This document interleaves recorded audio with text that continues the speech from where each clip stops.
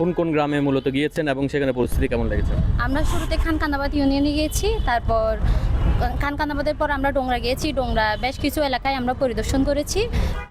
দর্শক, আমরা আছি আমাদের বাঁশখালীতে যে সম্প্রতি বন্যা হয়েছে, সেখানে আমাদের বাঁশখালীবাসীর জন্য উপহার নিয়ে এসেছেন চট্টগ্রাম সরকারি মহিলা কলেজের একটা টিম। এখানে আমাদের সম্মানিত শিক্ষকরা আছেন, পাশাপাশি স্টুডেন্টরা আছেন। তারা সবাই ওয়েল অর্গানাইজড, এটা বোঝাই যাচ্ছে। তারা আমাদের বাঁশখালীর বেশ কয়েকটি ইউনিয়নে ত্রাণ সহায়তা করেছে, একই সাথে উপহার হিসেবে তারা বিতরণ করেছে। আমরা একটু করে জানতে চাইবো তারা আসলে এই উদ্যোগটা কেন নিয়েছেন, আমাদের বাঁশখালীতে তারা কী পরিস্থিতি দেখেছেন। আমি একটু ইফতেখার স্যারের কাছে যাবো। স্যার, আপনি তো আপনার টিম নিয়ে এসেছেন, আমাদের বাঁশখালীতে কেমন দেখলেন আসলে বন্যা পরবর্তী সময় যে পুনর্বাসন প্রক্রিয়া মূল্যায়ন করবেন? ধন্যবাদ আপনাকে। আমার বাড়ি বাঁশখালী।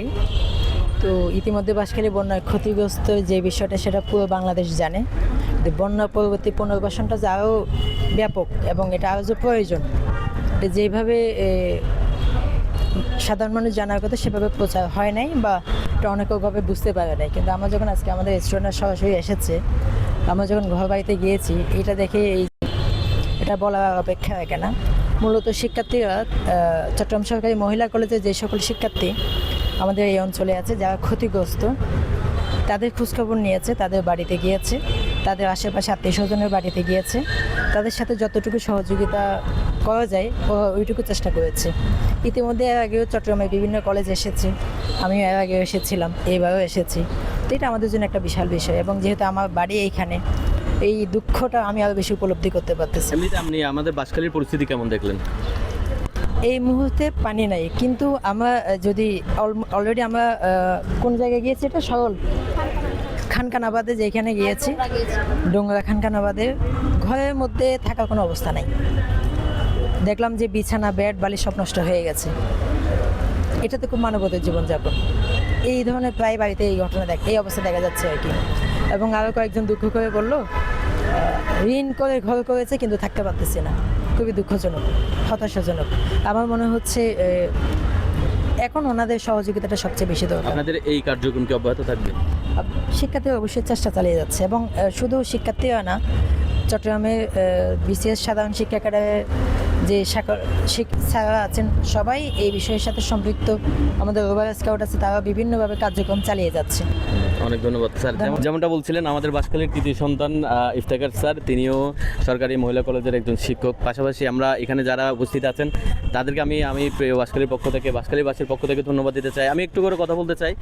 তোমার নামটা বলবে, আর হচ্ছে আমাদের বাঁশখালীতে যে বন্যা পরিস্থিতিটা, এটার একটা সার্বিক একটা ধন্যবাদ। আসসালামু আলাইকুম। আমি খাদিজাতুল কুবরা, চট্টগ্রাম সরকারি মহিলা কলেজে অনার্স প্রথম বর্ষের অর্থনীতি বিভাগের শিক্ষার্থী।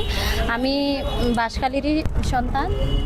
আমরা বন্যার সময় আমাদের বাঁশখালীবাসীর পাশে দাঁড়ানোর জন্য আমরা কয়েকজন উদ্যোগ নিয়ে সম্মিলিতভাবে সব ডিপার্টমেন্টের সাথে আমাদের শিক্ষকরা ছিলেন, আমরা একসাথে উদ্যোগ নিয়ে আমাদের বাঁশখালী মানুষের পাশে দাঁড়ানোর জন্য উদ্যোগ নিয়েছি। এবং আমরা এসেছি এবং তাদের অবস্থা দেখেছি। অনেকের বাসা বাড়ির অবস্থা অনেক খারাপ, পানি নেমে গেছে, কিন্তু কারো বাসায় থাকার অনেক পরিস্থিতি খারাপ, তারপর রাস্তাঘাট খারাপ, তারপর থাকার পরিস্থিতি নাই, অনেকের ঘর ভেঙে গেছে।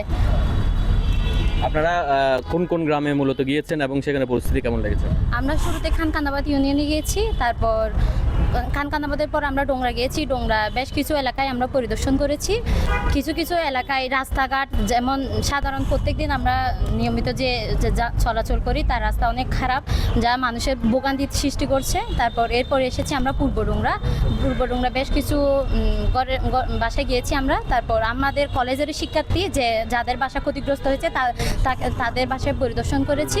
এবং এরপরে আমরা রামদাস মুন্সিরহাট গিয়েছি, তারপর আমরা শেখের কিল গিয়েছি, তারপর সরলে, তারপর শিলকুপ, তারপর খাতারিয়া। বেশ কিছু অঞ্চলে মানুষের পাশে দাঁড়ানোর জন্য আমরা অনেক নিজেদের অনুযায়ী অনেক চেষ্টা করেছি মানুষের পাশে দাঁড়ানোর জন্য। অনেক ধন্যবাদ। আমি আবারও ধন্যবাদ দিতে চাই বাঁশখালীবাসীর পক্ষ থেকে, চট্টগ্রাম সরকারি মহিলা। আমি একটু স্যারের কাছে একটু করে জিজ্ঞেস করব, সেটা হচ্ছে যে আপনারা যে মানুষের পাশে এসে দাঁড়ালেন, যে মানবিকতা দেখালেন আপনি, এই যে পুনর্বাসন প্রক্রিয়াটা আসলে কি আর বেশি কন্টিনিউ করা দরকার?